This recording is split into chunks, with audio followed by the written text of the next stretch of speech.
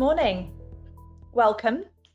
My name is Liz Mosley and I'm a new face to the CBI at 10 webinar series, and it's a pleasure to be with you this morning. I am an editor and partner at Tortoise and I have relieved Kerry of his Wednesday morning duties for this week and possibly for future weeks. It's lovely to be here. I hope you're all okay. I hope you're all keeping warm. It's absolutely freezing everywhere. We are joined this morning by Matthew Fell, who is the Chief UK Policy Director of the CBI, and by Annie Gascoigne, who's Director of Economic Policy, for a kind of regroup in the second week of January. It feels like we've been back forever already from the Christmas break for those of us that were lucky enough to have one, to just check in where we're at with latest developments on the pandemic, what it means for trading, what it means particularly for things like the job retention scheme, and on how businesses and business owners can play a part in respond to expectations from the new vaccine rollout strategy that we got on Monday. I'm going to start, if I may, with Matthew, because there's a lot to talk about and get through and understand. Good morning, Matthew. Nice to see you. Hi, good morning, Liz, and welcome to the CBI at 10 team. So, second week back, we've had new restrictions already, lots of them.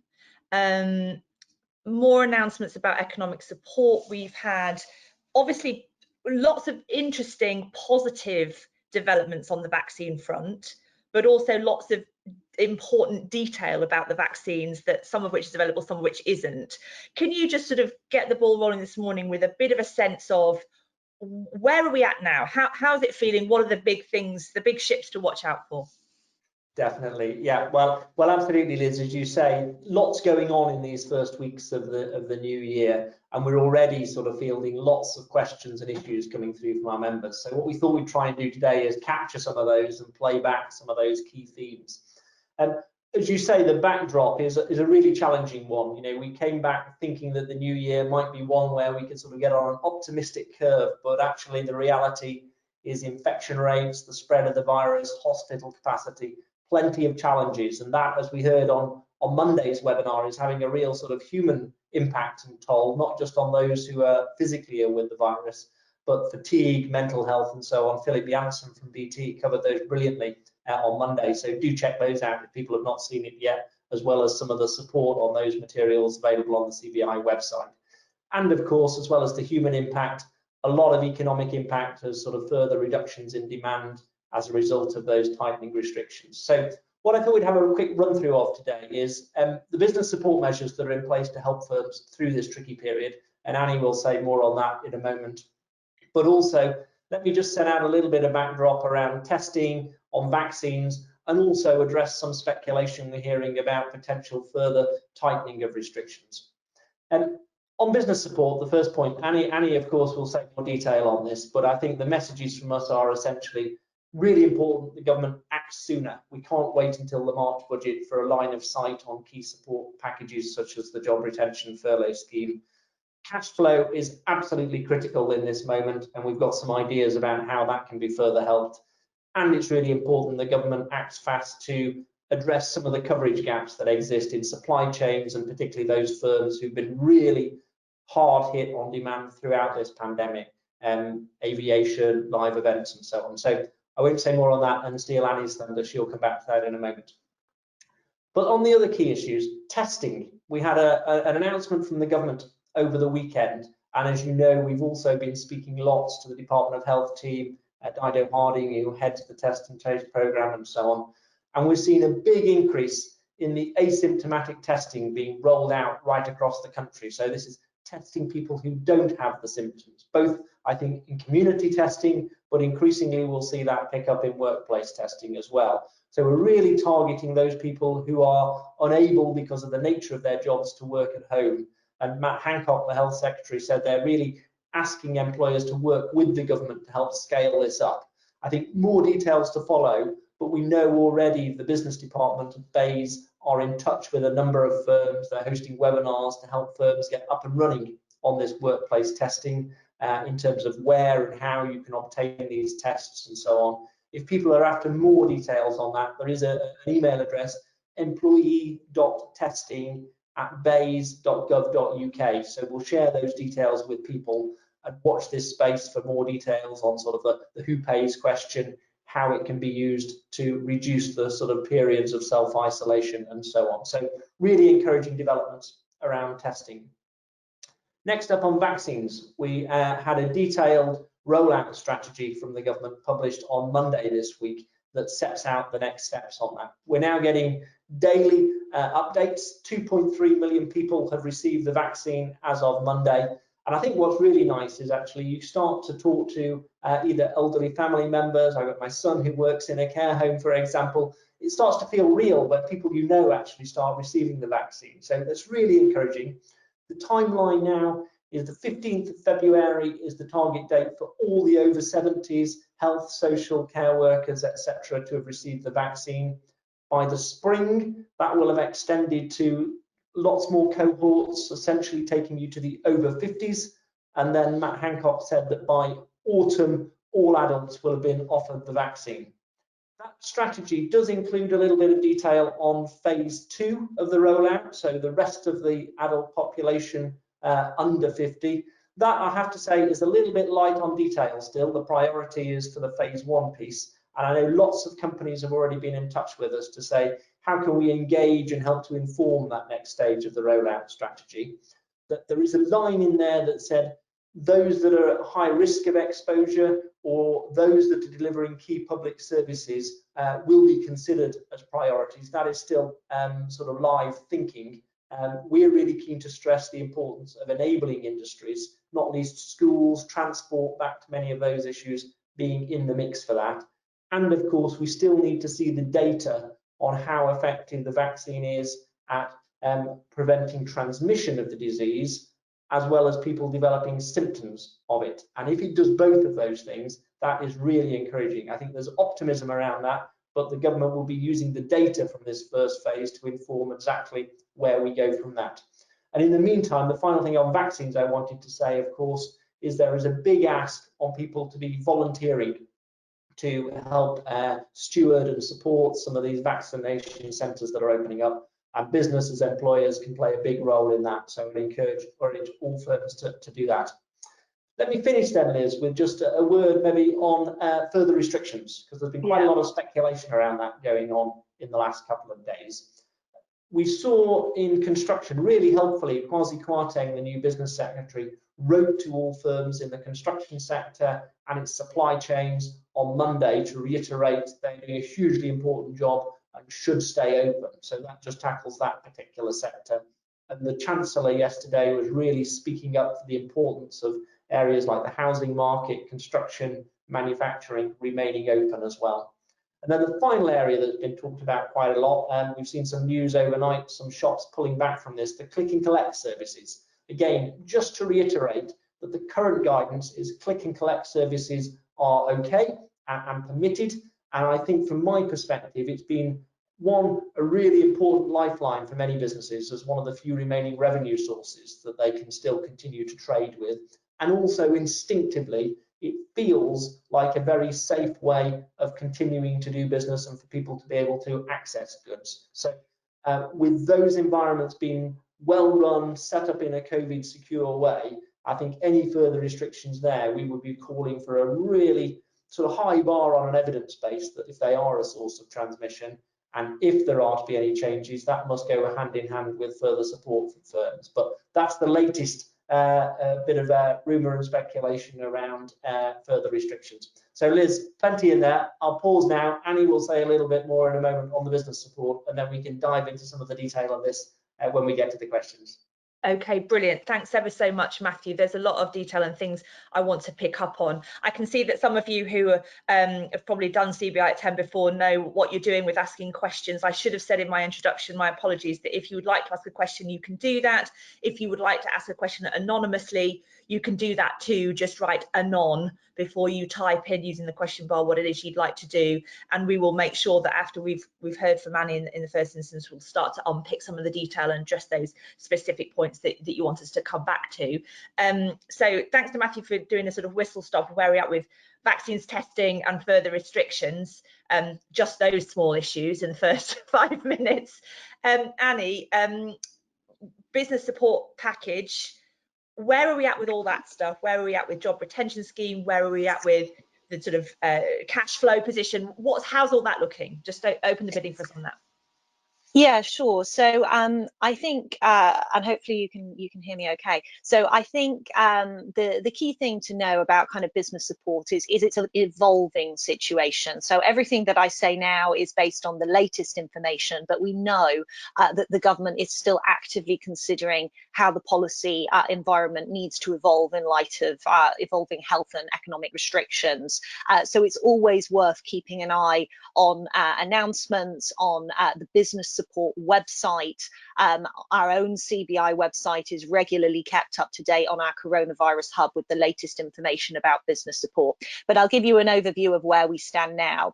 And in terms of business support milestones to look out for, I think there are two key points in time at this stage where certain schemes are coming to an end.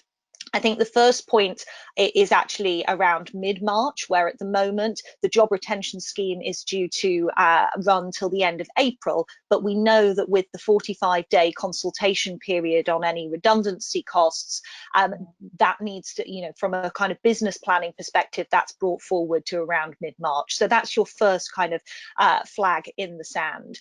Next is the end of March, where we see the closing of the loan schemes. We also see business rates relief come to an end that was granted for retail, hospitality and leisure.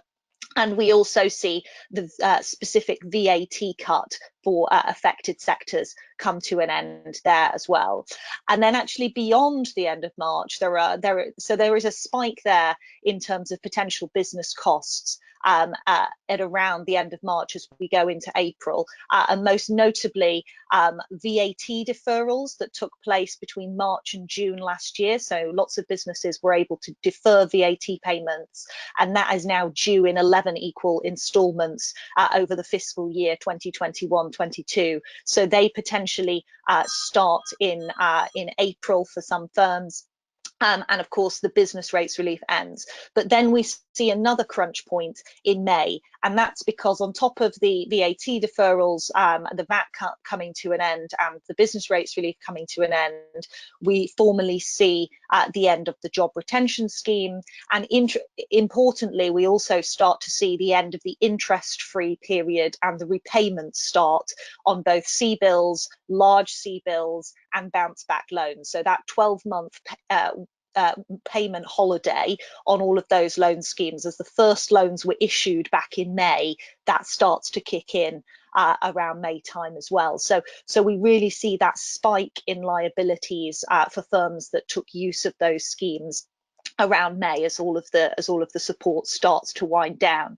In terms of so that sort of gives you the idea of where we are in terms of the outlook for firm liabilities, and obviously each firm will have a different position. On the flip side, in terms of what we're hearing on businesses' cash position, first of all, thanks to everybody who has fed in through the coronavirus inbox, various webinars and events over the last week with Intel.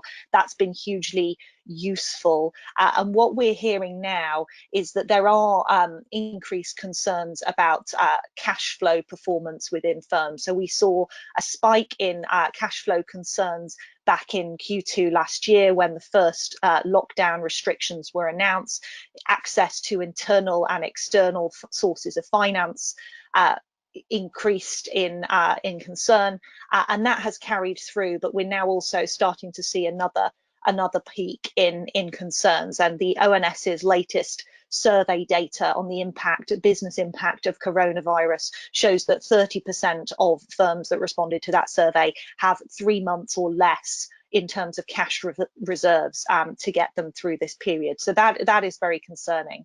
We're also seeing that the Bank of England's credit conditions survey is expecting default rates and loans, particularly to small and medium-sized businesses, to rise strongly in the quarter ahead. We're particularly seeing in our surveys concern, cash flow concern in manufacturing and services sectors, and that's unsurprising because, of course, we've had the added complexity of the UK's exit from the EU, which has eaten up cash reserves as well.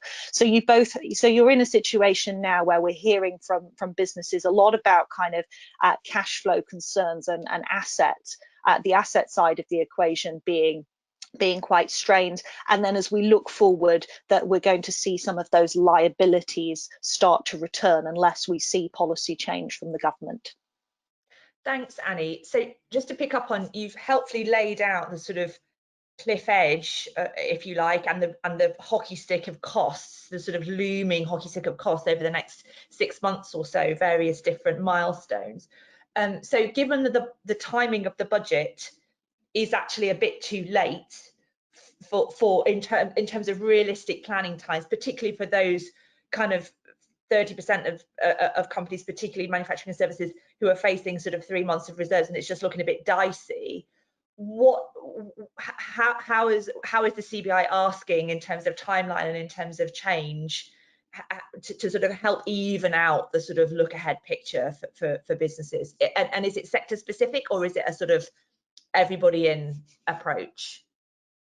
Yeah, no, thanks, Liz. That's a very good question. And I think, as Matthew said, I think we're pushing very hard that decisions taken in March are too late. So whilst the CBI will be putting its formal submission to the Chancellor in on Thursday for the budget, that is going to make clear that when we talk about coronavirus business support, some of those decisions are going to be needed before the formal budget at the start of March. I think it's also worth remembering that the government did commit to review the job retention scheme in January. As far as we're aware, that review is still ongoing, and we're engaging with the Treasury on that. So that's obviously the largest area in terms of fiscal cost. So that review is still ongoing, and so that is a key decision point. We also know that the government is actively aware of some of these other cliff edges, particularly the tax cuts that we have seen. In terms of your question about whether it's sector specific or economy wide, I think clearly this set of restrictions, what we are seeing is that some businesses are able to continue to operate in a COVID secure way and subject to any changes in those regulations, as Matthew has alluded to. And so there is an element that a number of businesses who might have been concerned or they were facing uncertainty in the last lockdown are not as concerned this time round. And I think there are acute areas of sector distress, particularly aviation, where the travel bans and quarantine rules are particularly affecting demand, something like 80% volumes down on normal levels. And of course, hospitality and leisure, live events continue to remain closed, facing periods of essentially no income in a lot of instances. So there are definitely areas of acute sector distress that we need to address. But I think it's also worth remembering that a lot of these sectors have long supply chains, and that is an issue that has been perennial throughout this crisis. And now, because of the challenges of elevated level of debt within these firms, because they've taken out loans to cover costs in the first instance and haven't been able to access grants or business rates relief, actually now we're in a second lockdown where their sources of income, i.e. their customers that are now closed, we're starting to see that distress exacerbated in those supply chain sectors as well. So I think that there is acute sector distress on the consumer side, but also it's feeding through quite strongly to supply chains now as well. Thanks, Annie. And there's a question just before we move on from the sort of protection cliff edge from Sina Azeri, specifically relating to eviction protection, which I think also comes to an end in March. And of course, that's important for domestic, where am I going to live, but also, retail, hospitality. That's a huge deal for those organisations, many of whom have been required to close and have no income anyway. Is that part and parcel of how the CBI is pushing to sort of build in some wiggle room for these businesses? Yeah, absolutely. So that's a very good one to flag, of course, alongside business rates, which is a significant cost of property. Yeah. There's also the rents. And I read some research the other day which said that last year around 40% of rents, commercial rents, were deferred or delayed due to the eviction ban. So there is a huge build-up, both of deferred rents that are now due to be repaid by firms to their landlords, but also any of those deferral periods coming to an end. It's very difficult because out there you've got landlords that are obviously having zero or very low income, and that is impeding their ability to operate. But on the flip side, the services, the companies that occupy those spaces really haven't got any income to pay those rents. So that is very much a serious issue for many firms. Okay, thanks, Annie. And thank you. We've got tons of questions coming in. So thanks very much for that. Do keep on asking. I'm going to come back to Matthew now if I can. There was lots and lots of questions about testing. So I want to make sure we can kind of unpick some of the detail of this. One which occurred to me when you were talking, actually, one from Neil Douglas. With the, are we talking about, in terms of workplace testing, are we talking about the lateral flow tests that we hear so much about, the sort of quick turnaround results? Or are we talking about the sort of swab tests that take a little longer to get back, and because they're much less accurate, the lateral flow tests? So do we know what tests we're talking about in terms of? Yeah, thanks. It is a good question. It's worthwhile picking up on the accuracy of the test point. So it is the lateral flow tests, and I know there are question marks about the accuracy or otherwise of those. I think what's worthwhile stressing is, they've got a really good purpose in certain situations, and actually the lateral flow test, they're much more accurate at spotting people when you're in the infectious stage, if you've got a high viral load relatively early on, as opposed to if you've got the disease full stop. And that's where the sort of accuracy levels shoot up from the sort of 50 or 60% to, I think, around 78%. So that shows that there's actually a really helpful role that they can play. And the point there is, if you are testing frequently, routinely using these type of tests, you will pick people up as they become infectious. So that's where it can be really helpful in preventing a broader spread across the workforce or across communities and so on. So they've got a big role to play. And then just the other thing that I would say is, even if you accept, no test is 100% perfect, but picking up some people is better than picking up no people at all. So that, again, I think is where it's really important that we recognise they've got a good role to play. And in certain situations, they can be incredibly helpful. Yeah, and then keeping with testing for now, a question from Damien Prisk. Do you know how long the kits will be free for? So is it sort of that you can have them free to get yourself set up with a little mini testing centre in your place of work for a month, and then after that you have to pay yourself? Do we have any sense of how the sort of long term, because it's not going to be something we only need just for a little bit of time? It's a critical question, and I think the answer is slightly watch this space. This is not definite and not confirmed. My understanding is the thinking that they will be supplied for a period of time, almost to sort of get a market going, if you like. These tests are relatively cheap, but obviously if you're using them for a workforce of thousands of people and on a regular basis, even cheap tests, the cost of that tot up. But the idea is that the government can help support that for a period of time, and then as more and more sort of production capacity ramps up, that brings the costs down still further. So watch this space for more detail, but I think that is where the sort of direction of travel on the thinking is heading. It sounds like a sort of try it free for 30 days, and then once you're addicted to it, you'll have to stump up the cash yourself.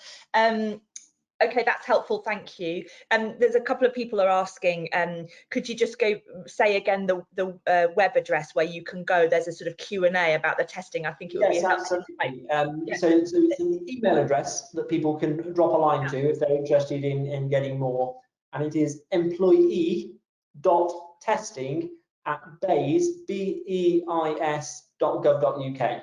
And we'll make sure that's available on the sort of the website and the notes following on. But that is the address people can drop a line to. Great, thank you very much. Vijay Shah has asked, if you've had the vaccine and you've is it 3 weeks or something that it kicks in? You know, now we're a kind of 1-dose vaccine country rather than a 2-dose vaccine country to be effectively counted as a vaccinated person. You have the vaccine, and then is there a defined period of time when you're allowed to come back? Because we're not clear, like I think you said at the beginning, whether if you have the vaccine you can still be an infectious spreader of the vaccine, or if you're just protected yourself. Are you sort of, is it a passport to go back to work once you've had the vaccine, or not quite? Sort of not quite is the answer yet. There is interestingly some news stories this morning, including around vaccine passports and things like that, to use that particular terminology. So I think that will play an increasingly important part. But whilst there is high levels of confidence that the vaccine prevents that transmission and means that you can't be infectious, I think the answer is we're still waiting on a little bit of data on that yet, as the vaccine begins to be rolled out. As I mentioned, you know, hit over 2 million people now. The more people get into that cohort, and the more we're able to see how it sort of behaves and performs in the real world, that will help give further insights in terms of what it does to suppress transmission. So for the time being, until that is absolutely known, I think that is, we're not quite ready to move on from sort of existing rules, stipulations and restrictions and so on, with periods of isolation and so on if you're contacted. This might be an unusual question, or it might be something really obvious that everybody knows and I just haven't understood. But with this testing your own workforce sort of notion, do you have a sense that it's an expectation that businesses set themselves up so they are testing their own workforce, or is it you can do it if you want to, or might it be something that evolves into an expectation and other types of support will be withdrawn if you don't get yourself organised, kind of a thing? Or is that, do you have a sense of? My sense is it's not on the sort of expectation or sort of told to end of that spectrum. And my other thought is actually there are some workforces that it will just self-evidently make much more sense for than other setups and scenarios. I think if I am a manufacturer or a warehouse where it really helps my business and my business model involves quite a high volume of people in an enclosed space in relatively close proximity, I can immediately see that testing will play a really important part there in making sure my workforce is resilient. So I've got a sort of good stake and interest in doing so. I think it is those companies, for example, you know, organisations like the CBI or even professional services and so on, those companies who've adapted relatively well to remote working, for example, you might say there's less of a compelling immediate reason beyond being a sort of good corporate citizen why I would necessarily want to do that as one of the early adopters. So I think it is there for companies who choose to use it and will find it really helpful, rather than being a sort of element of sort of top-down expectation, you must do this. Yeah, because there's a related issue here, isn't there, to do with the enabling industries point that you made at the beginning, and the priority of the sort of everybody else after the over 50s have been dealt with the vaccine. And is the target for that sort of June time, that everybody over 50?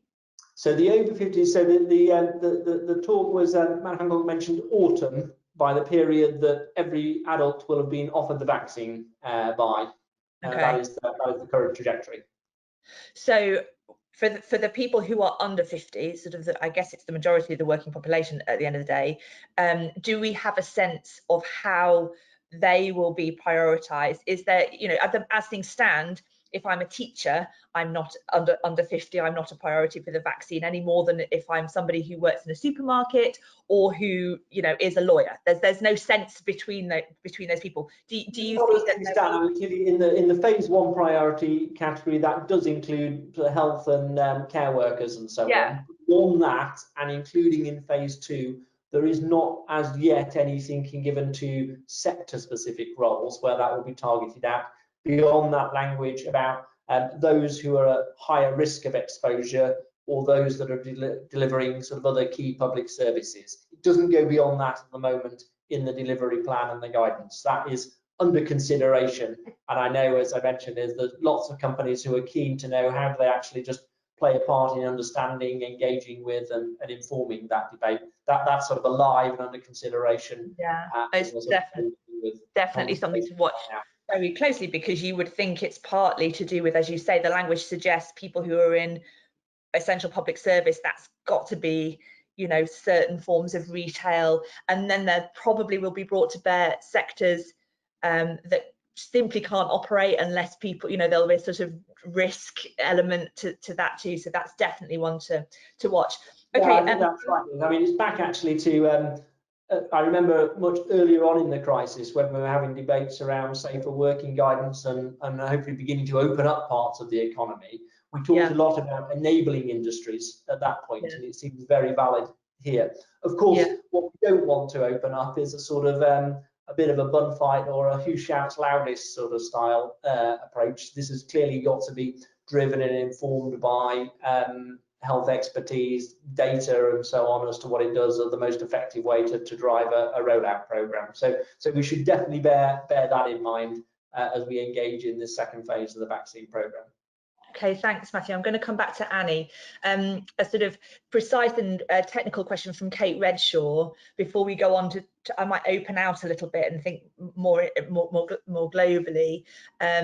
But on CJRS, Annie, in the January review of the CJRS, I'd understood it was only in relation to the level of employer contribution, and was confirmed the government will continue to pay national insurance and pension contributions until the end of April. Is that fixed? It's end of April, or are we reviewing again on CJRS?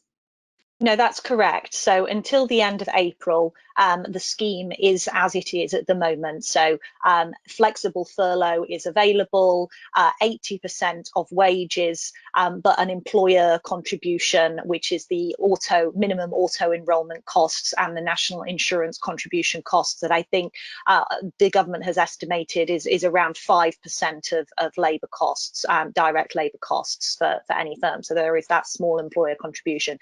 In terms of what the January review, I think initially it was intended that the January review was thinking about whether the scheme should be tapered off. And remember that January review was announced prior to both the restrictions coming in over the Christmas period, which got rid of the Christmas bubbles, and of course the national level lockdowns that we're in England, Wales, Northern Ireland and Scotland at the moment. And so the scope of that review, it's definitely still happening, but I think some of the questions may slightly change. So there will be now a question about, you know, do we need the job retention scheme to run beyond the end of April? Our view is that yes, you do. Because you need to give firms certainty now. The majority of firms are planning on the basis that there will be economic and social restrictions, at least for the first half of this year. And so policy support needs to match that firm expectation, because we know, despite the vaccine rollout that Matthew's talked about there at length, you know, the easing of, and the Prime Minister has said this, the easing of economic and social restrictions comes in a lag, so we need to have that support in a phased way. And also I think the other question is about how, you know, if all goes to plan, vaccine rollout is successful, we can start to see the easing of restrictions, the demands on the NHS start to ease off to allow that. Then there is also that question again about how you phase out to avoid a cliff edge, because what we saw as restrictions eased over the summer last year is that you did see that gradual wind down of the job retention scheme. It's not like, you know, as soon as a hospitality or retail or leisure business suddenly reopens, all those people flock back to work, because firms need to test demand. They need to see how much appetite there is. Consumers take a while to feel confident about going out to places of business when there is continued risk of contracting the virus, particularly with this new variant. So I think that question about gradual phasing out of the scheme and a cliff edge is still a really pertinent one for the January review.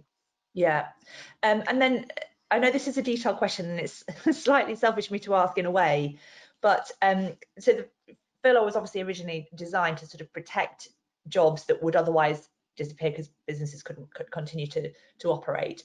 But if I have an employee who can't come back to work because their children are now at home because their school is closed, can I put that person on the furlough scheme?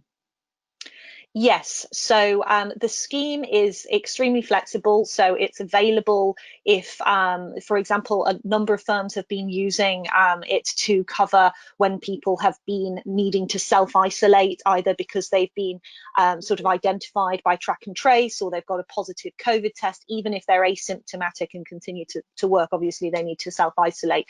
So it has been covering those costs. I think what we're hearing now, because and quite a number of firms actually yesterday saying as a company they had decided that they were no longer going to use the job retention scheme because they'd looked at the health of their company finances and didn't, you know, there's that kind of moral question about, well, if we're performing well as an organization, we're weathering this storm well, is it right that we're taking a subsidy from the state? And so they've made that kind of corporate decision not to do that. But now they're experiencing, you know, individual staff members who have you know, caring responsibilities, particularly for children, coming to them and saying, can you put me on flexible furlough? And we know that this is a kind of wider debate. The Labour Party in particular have advocated for employees to have the right to request flexible working. I think many firms say, you know, actually the decision point about whether to furlough someone needs to remain with the company.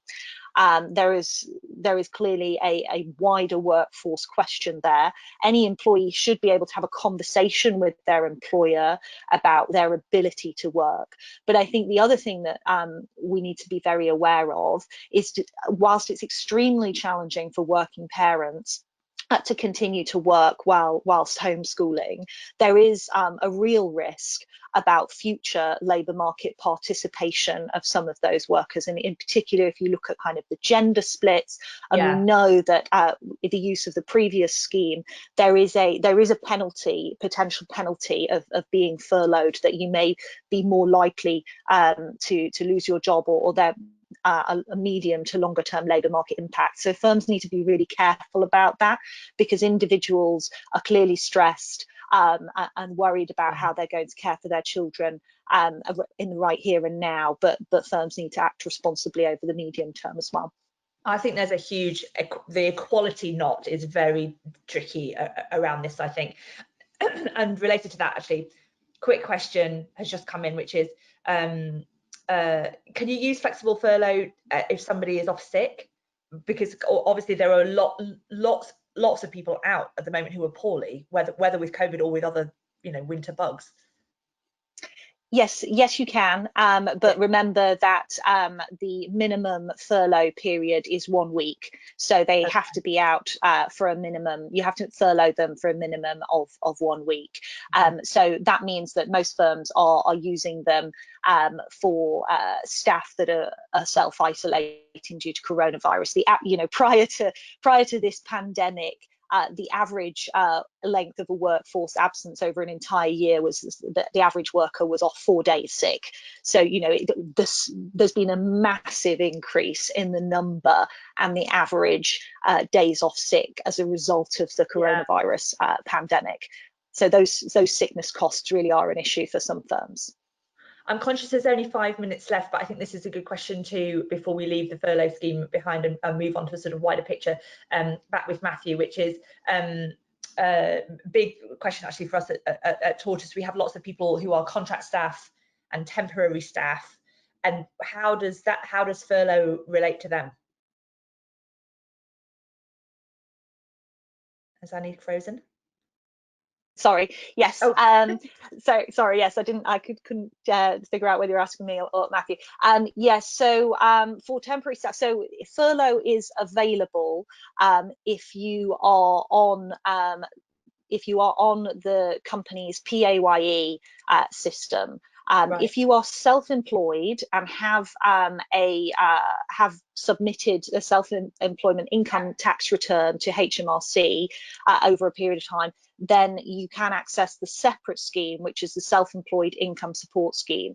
But we are aware that there are a group of people who perhaps operate through limited companies or indeed started out self-employed after the filing deadlines, or indeed employees that started after the 31st of October last year. So the cut-off date is that you had to be on the real-time information system by the 31st of October last year. So we know there are a potential group of people that could be missing out on support there. So that is a challenge. It's been a challenge kind of throughout this about what support is available. I think for those that have been operating through limited companies, there are other type, the government would point to other types of financial support, including some of the discretionary grants may now be available to you if you can prove to your local authority that your income has been severely disrupted. But I think more significantly, the loan schemes is where those individuals operating through limited companies have been going. Okay, thanks, Annie. Matthew, we're into the last 3 minutes, so no pressure. But the question I wanted to put to you is to sort of, if we look up a little bit from the immediate challenges, and do we have any sense yet from the government about how all of this pandemic response and how the economy and the business sector in particular has been affected by it might reshape the sort of longer term industrial strategies? Do we have a sense of how we might regroup, lick our wounds, move in a different direction? Have we got that yet, or is it just too soon to say? Yeah, thanks. I mean, I think it actually is really important we do start to think about that. It will be different for many different firms and who've got the headspace to sort of think about these issues and engage with it. Sometimes a firm who's sort of very much in that day-to-day, hand-to-mouth survival mode will find it really, really challenging to think about those issues. Yeah. But actually, we think, and we're certainly thinking about that from a CBI perspective, we think it's really important that government does too, because there are a number of sort of major shocks and transitions, COVID being a very obvious one that will change for many the sort of ways of working and routines and so on, along with many other transitions that are going on, net zero, rapid mass adoption of technology, new trading relationships with the rest of the world after Brexit and so on. So all of these things, I think, really important. We do think about what is a long-term successful economic future for the UK and what's the vision. And if we can sort of plant a flag at having a crack at that and work back then, what are the key enablers and levers that we can pull to make sure we stand the best chance of success in those kind of issues. That I think is really, really important, and we're trying to twin track that work right now as we speak by providing both this immediate term response that we focused on today, whilst also thinking about what does the future of the country look like in the long run and how do we tee ourselves up for success. So quick way to say yes, absolutely it is. We're certainly in the market for wanting to hear from companies who are keen to engage on that with us, as well as the immediate term. Brilliant. Something that to return to in a future CBI at 10 session, I have no doubt. Well, we're basically out of time. Thank you so much to everybody for joining us. Of course, to Matthew and Annie. It's a fairly bracing and robust start to your day. I'm conscious of throwing questions at you, but it's been incredibly helpful. Thank you very much to everybody who submitted questions. I hope it was useful. Do keep using the CBI resources for sort of topping up your knowledge and keeping up with latest developments. There's tons of helpful information on there, and we will see you, I hope, back in the same place next week at 10 o'clock. Thank you very much. Have a good day, everybody. Thanks, everyone. Bye.